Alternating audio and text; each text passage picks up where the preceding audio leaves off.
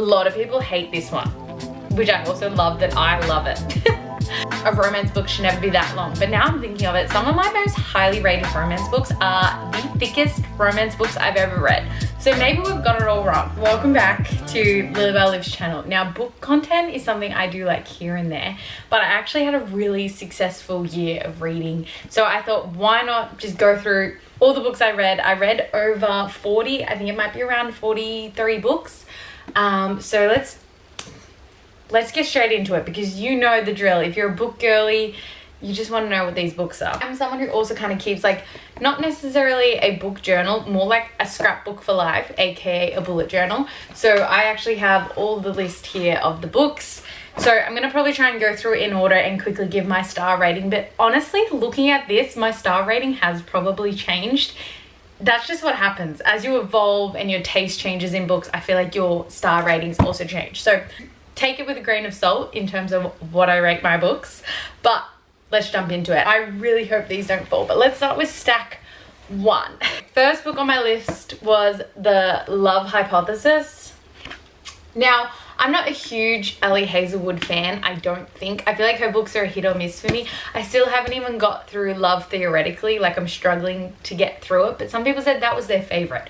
Anyway, at the time, I gave this a 4 stars. I think it's probably a 4 star, maybe a 3.75 if I was really being picky, but yeah. Next one was the Mindfuck series, which honestly, this is hyped up for a reason. If you want to binge a book, what is she?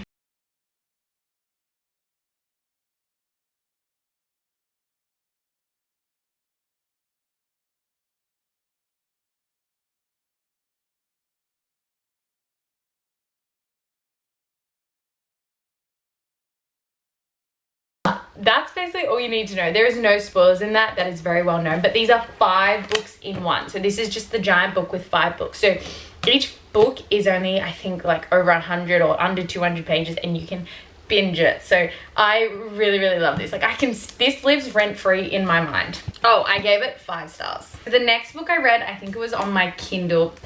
Currently reading A Court of Silver Flames. But I read on my Kindle The Inheritance Games. It was highly recommended to me. I think I was actually on a flight and I was like, I need a good read. I think it was a 3 stars for me. I honestly haven't picked up and continued the series, so it wasn't for me, but I can actually understand why people would love it. But basically, there is a girl that's just left this, like, all this money, billions of dollars. She doesn't even know the family. So the inheritance game, she's been inherited a heap of money, and then she has to go live with all the boys who I just don't understand why their dad, I think it's their pop maybe, did not leave them the money. So 3 stars from me. The next book that is an absolute 5 stars is Magnolia Parks, the very first one. So 2023 was when I got into Magnolia Parks.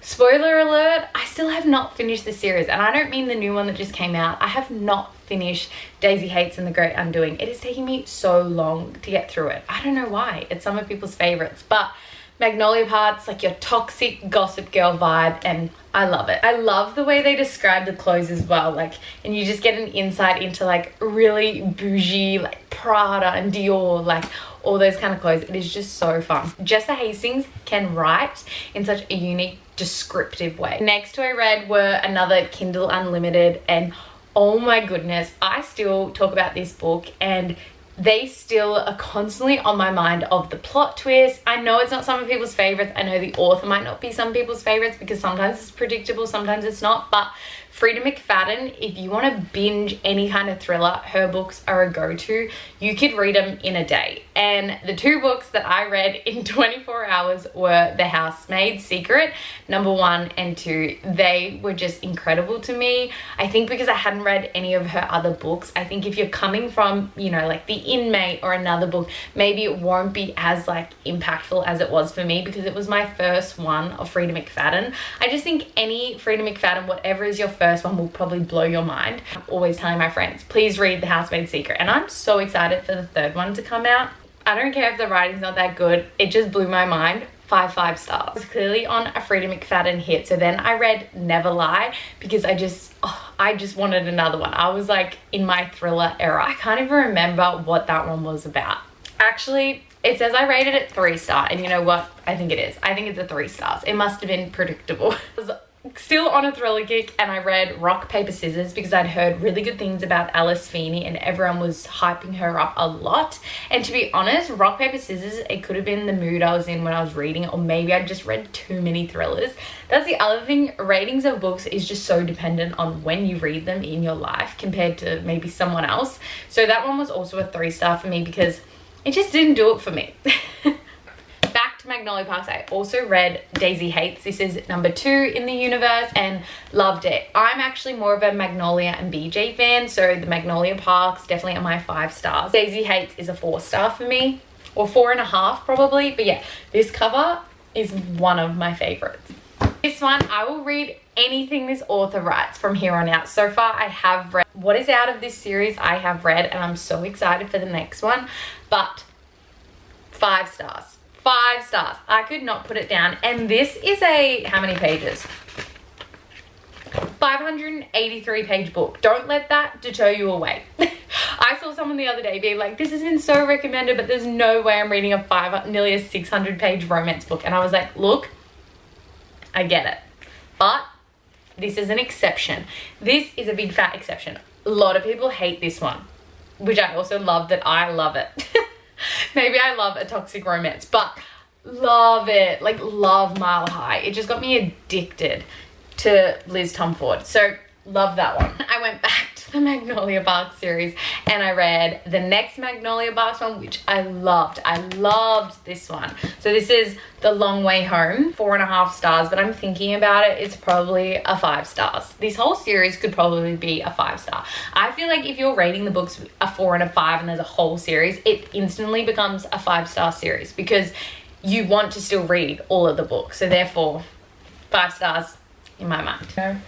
Now I went back the right move to Liz Tomford. This is the second one. So they're interconnected standalones, which I loved because this one you follow Ryan Shea, which if you have heard of the Windy City series, this is the one you've probably heard the most about, and everyone just loves Ryan Shea. They say Ryan Shea is the man and everyone should look for this in their man.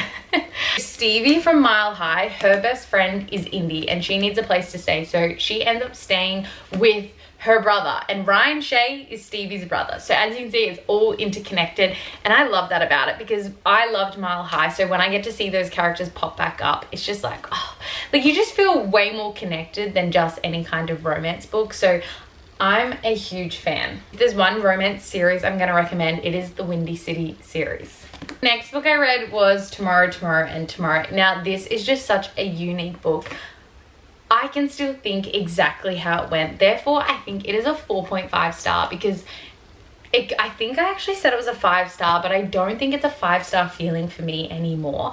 But I can still remember the entire plot and the impact of this book. So I'm going to go with like a 4.5. I think I just didn't love the characters, but I loved what they were telling me. I think the hype of Emily Henry was kind of like how Sarah J Maas right now, she is super talked about with all her new releases, and there was talk of Emily Henry's new release, which I'll get to later on. So I was like, okay, I need to give her another go, and I went back and read Beach Read because I had tried to read it before and I just didn't get it. No, I didn't try to read Beach Read. I tried to read, it's got 2 different names, like the UK name is different to the US, and it's like The People We Meet on Vacation, or I can't even remember, You and Me on Vacation. I don't even know, but it's different titles. But I read that one and I was just like, I don't get it. I don't get the hype of Emily Henry, but maybe I was just reading the wrong book. So I went back and read Beach Read and I was like, okay, I get it. But it was a 4-star for me.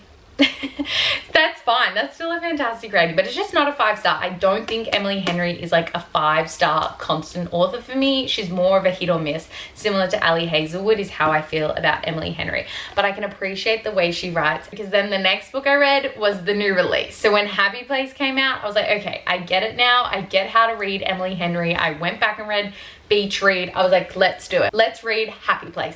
And I was obsessed with this cover. It is really, really stunning. I rated it a 4-star at the time, but I'm going to be honest, I think it's actually a 4.75 book in my mind, because I actually do recommend this one to people.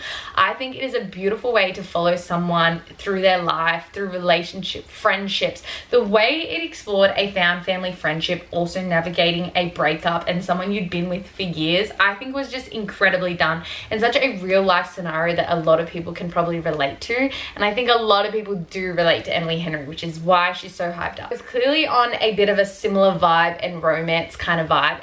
I read yours truly, and I do quite like the UK Australian cover. I'm in Australia, so we get different covers to America, but yeah, the American cover is also really cool. But I actually quite like the lime green. Some people don't, but anyway, I love this story. It's following like two doctors. Brianna does not like this new doctor in town. She thinks he's a pain in her ass. But then he writes her a really freaking good letter. I think she felt threatened, but the letters, as you can see, it goes on from there, enemies to lovers, through these letter writings, which is just beautiful. And the way Abby Jimenez writes, she touches on a lot of deeper things. I love it. 5 stars from me. Ooh.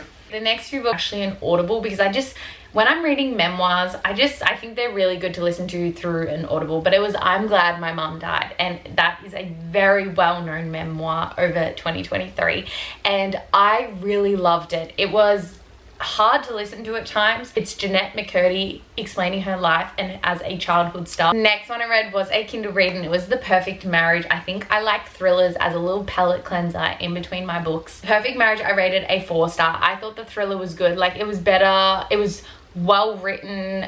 Can I remember the plot twist? No, but that happens to me a lot with thrillers. I'm just being honest, but I would recommend it. Next book, which is 100% a big fat 5 stars for me, is super hyped up, and I'm one of the fans. Fourth Wing. This is not my first taste, but definitely lit a fire back in my soul to get back into fantasy and more high stake kind of books. The dragons. How can you not love the dragons? I was just hanging out for her to finish the next one, which unfortunately a lot of people say she did rush and they don't love it, but we'll get to my opinion on that in a minute. Ride or Die. Hugely talked about, and you're either a lover or a hater. I am happy to say I'm a lover. Binding 13, Chloe Walsh. I, this year, need to finish the rest. Plus, she's bringing out the next one. I think, is it Taming 7? I can't remember the exact order, but I have read the first 2, which is Binding 13 and Keeping 13. Why don't we just do them at the same time? I have read these both and loved them. I love Johnny and Shannon live rent-free in my mind. I still think of her story and the way that pulls at my heartstrings. There is nothing more beautiful about this young love in high school, set in Ireland, which I thought was really unique as well. The fact that these are so fat, these are huge, and you don't get bored. People always say, like, a romance book should never be that long, but now I'm thinking of it, some of my most highly rated romance books are the thickest romance books I've ever read. So maybe we've got it all wrong. Maybe we have it wrong. Yellowface, and I highly recommend this to a lot of people, especially if you're getting back into reading. This is just keeps you on the edge of your seat. It is a quick read. You fly through it. You're also doing one of these. You're like, what? You're following June, and June was working along with Athena, and at the very, very start of the book, Athena dies, and Athena is so well known. She's like the darling writer that everyone talks about and selling, you know, #1 bestsellers, and June, she's a nobody. She's a nobody in the book thing, but basically then she goes on to steal Athena's work and becomes the next somebody. I'm just gonna leave it there. I then went back to Abby Jimenez and I read the Happy Ever After playlist, and I love it. Another fantastic one. It has a dog in it. That gets me. That melts my heart, and that will keep me entertained. And she'd recently lost a fiance, Sloane had, and then she runs into this dog. She doesn't know what to do with it. She takes it in. She's trying to find the owner. She finds the owner. And I'll leave it there. A 4-star for me. The next 2 I read were on my Kindle, and it was the Naturals series. So I read the first two, which was the Naturals and Killer Instinct in 2024. I will probably continue to finish that series eventually. I think it's one of those books I can just pick back up and I will remember what's going on. But it was really hyped up last year, and I think for the right reasons. I think most people can enjoy that book. A little bit of like a thriller aspect. I'm wondering if it's YA. I feel like it's YA, and it's nice and easy to read, but nothing crazy for me. A lot of people were like wowed by it. I just enjoyed it. It was a nice, easy read, and I would give it like a 3.75 4-star rating. It is probably a 6-star read for me out of my romance books. I would recommend this to anyone. I think I just love it so much, and I've never thought I would love a book that goes back and kind of talks like a ghost, but it's basically 7 years. Like, she travels back 7 years every time she re-enters her grandma's house, her auntie's house that has been left to her. Clementine is the main female character in this book, and they call her Lemon, which I think is so cute. But the 7-year slip, basically she goes back in 7 years, she's always coming back 7 years forward, and she's like, then the ghost isn't there, but then she goes back. Had me crying as well, but it's a 6-star read. That should make you want to read it. Book I read was None of This Is True. This is a huge popular thriller going around because I think it is so unique and so modern and up with the times that most people can relate to kind of the way the story is written, because it is about a podcast. Two people who are on a podcast. I don't know what the word for that is. Is it a podcaster? That just doesn't sound right. Anyway, Alex runs the podcast and she is bougie. She has her life together. She looks like the perfect wife, the perfect mom, and Josie does not have her life together and is honestly, you hear some creepy things, but she decides to have her on the podcast. It is kind of Josie's idea. Actually, she wants to be on the podcast and she wants to tell this story, and it's good. I would listen to that podcast if it had been a true story, like the fact that if that podcast had have actually been a podcast, you bet I would be listening to that. I rated this a 4 stars. For a thriller, it was fantastic. I think I ended up predicting the plot twist, which is why it's not a 5-star for me, but still highly, highly recommend. A book that just captivated me, and we're back in the fantasy land, but a bit more of a whimsical, magical land that just honestly gripped me. And it's the rest of the series that I actually loved more, but I highly recommend jumping into the first book, sticking with it, and then reading the second book. Once Upon a Broken Heart, 4 stars, but it is so beautifully written. I just say read this so that you can read the second book. Now, I know that might sound controversial, of like, why should I read a whole book just to get to the second one? But this is still beautiful. It still sets you up for the magical vibes, but the second book is just amazing and an all-time favorite book of mine. So 4 stars for the first one, Once Upon a Broken Heart.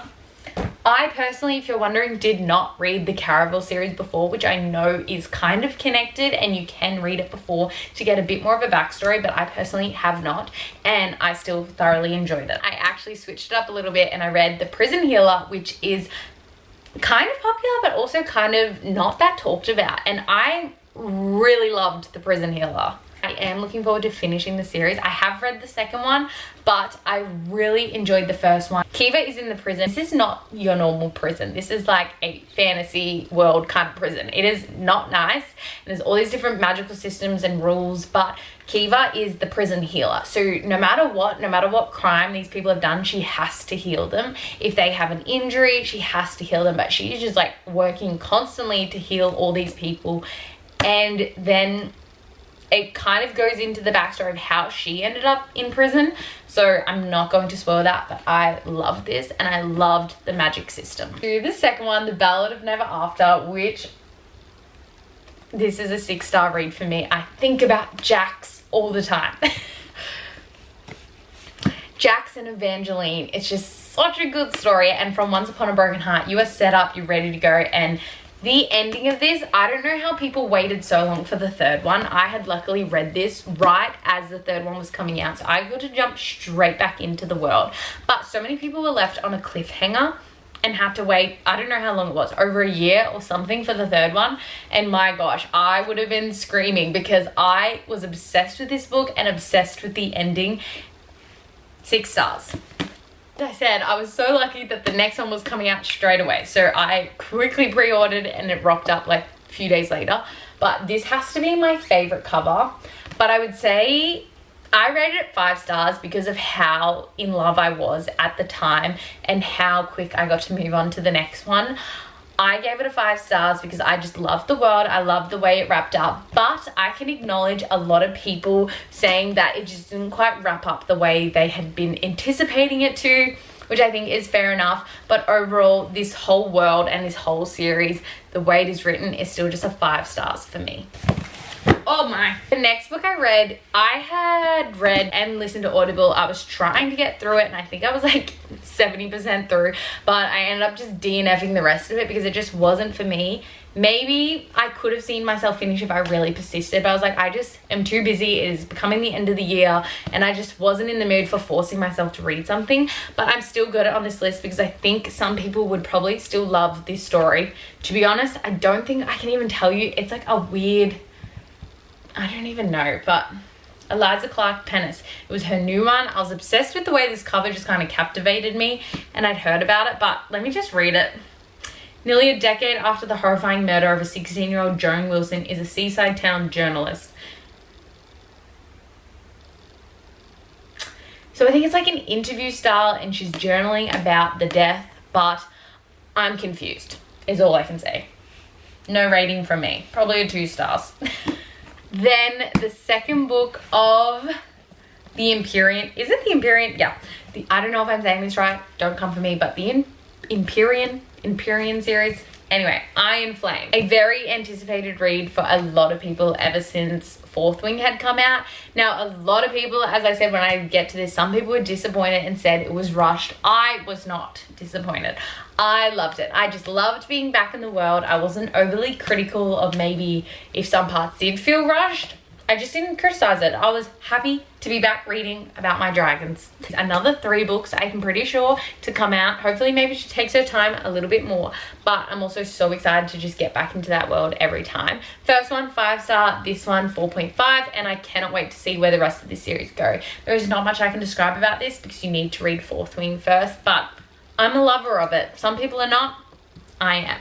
And the books, they're stunning. Was captivated because everyone had said she documented the journey of writing this book on TikTok. So people had felt like they had gone on the journey writing her first ever book. So I was like, I need to read this. I don't even follow the journey on TikTok, but I was just like, wow, I want to support her first book because that sounds incredible. So I read Powerless and I loved it. I didn't probably love it as some fans out there, but it was a 4 stars for me. I'm excited to read Reckless, the second book, but I think it was just probably the timing that I read it. I was not focusing enough and I would get a bit in and out. But either way, I loved the story. I love that it's kind of like a Hunger Games, such a good story to follow. And the banter in it was written really well. Peyton and Kai, also loved the names, but you follow Peyton and Kai and I feel like they're enemies, but they kind of are helping each other out. I don't even know. Yeah, I think couldn't tell you if that's actually what the series is called, but I read the second one and not as good as The Prison Healer, but I've heard the third one, Blood Trader, is what I'm looking forward to finishing to wrap up the series.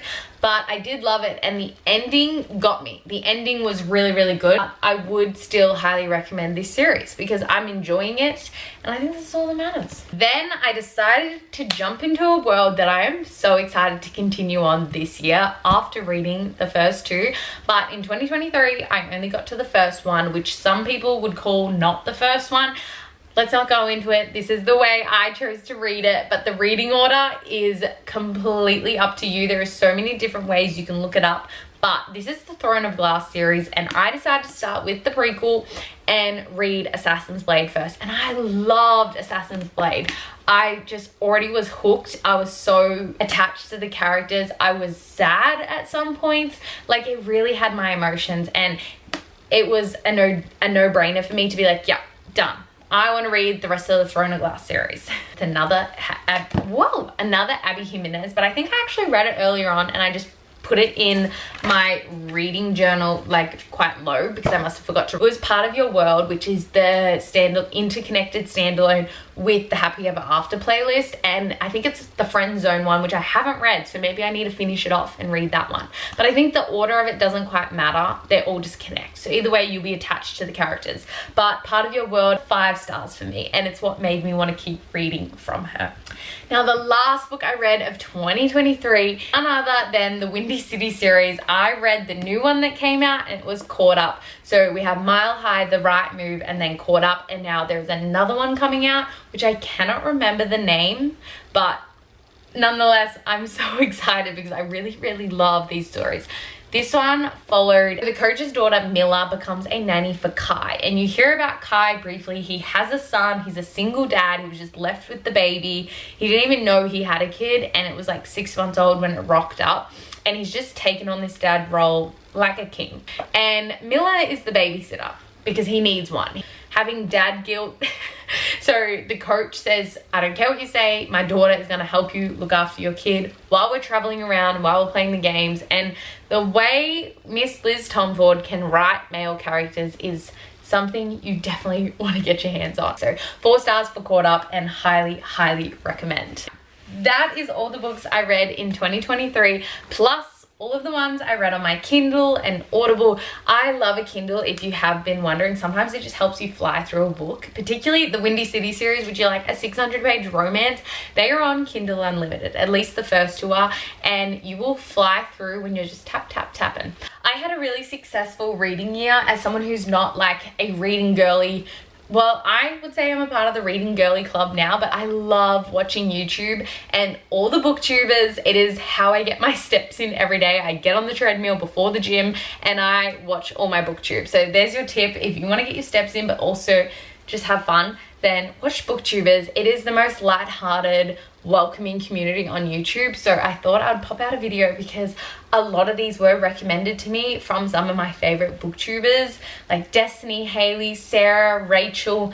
I love them. There's a lot of people with new reading goals, people coming into this reading world as newbies, and I think some of these books are fantastic if you are new at reading. So I don't know, if you liked the book content, I think I'm about to film a January wrap up as well because I had a really successful January reading month. Then make sure you just subscribe, like. I recently went on a lot of holidays, so I have a lot of travel vlogs and a lot of mindset and fitness videos are my main kind of vibe on this channel, but every now and then I like to throw in a book video because it is a hobby of mine that I really, really love.